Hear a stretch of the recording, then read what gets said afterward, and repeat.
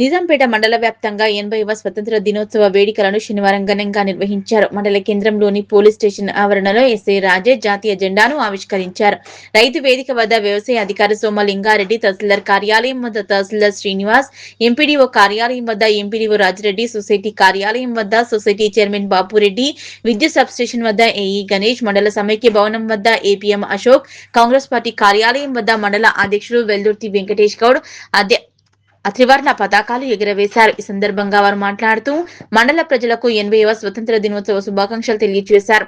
భారీ వర్షాల నేపథ్యంలో ప్రజలు అప్రమత్తంగా ఉండాలన్న కార్యక్రమంలో deputy tahsildar Ramesh T, ASI Srinivas, MPO Rajinikanth Reddy, ఆర్ఐలు ప్రీతి, సీనియర్ అసిస్టెంట్లు Ramesh, Vinay, AEO Ramya, society CO Shobharani, కార్యదర్శి నర్సింహులు, కాంగ్రెస్ సీనియర్ నాయకులు పంజా మహేందర్, నసీరుద్దీన్, పట్టణ అధ్యక్షులు కుమ్మటబాబు, జిల్లా కార్యదర్శి దాత్రికా మారుతి, మాజీ సర్పంచ్ కుమ్మట సత్యనారాయణతో పాటు గ్రామస్తులు పాల్గొన్నారు.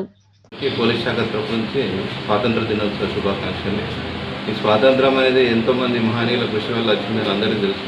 స్వాతంత్రం వచ్చిన తర్వాత మనము భారతదేశ ప్రజలైన మనం దాన్ని ఎట్లా కాపాడుకుంటున్నామో, ఈ స్వాతంత్రం ద్వారా మనం ఏం సాధిస్తున్నాం, ప్రజలందరికీ ఎంత అవగాహన కల్పించిన ఈ చట్టాలపైన లేకపోతే హక్కులపైన ప్రతి ఒక్కరు ఏంటంటే హక్కుల గురించే పోరాడుతున్న తప్ప వాళ్ళు పాటించాల్సిన బాధ్యతలు కానీ విధులు కానీ మర్చిపోతున్నారు.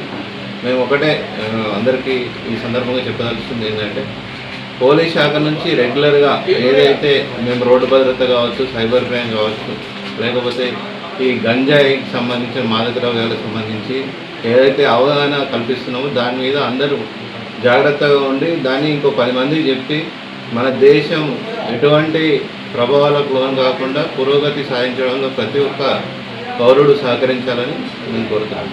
అందరికీ, మా పాత్రికేయ మిత్రులకు, మా కార్యాలయ సిబ్బందికి, మరి అన్ని డిపార్ట్మెంట్ కార్యాలయ అధికారులకు సిబ్బందికి కూడా 80వ స్వాతంత్ర దినోత్సవ శుభాకాంక్షలు.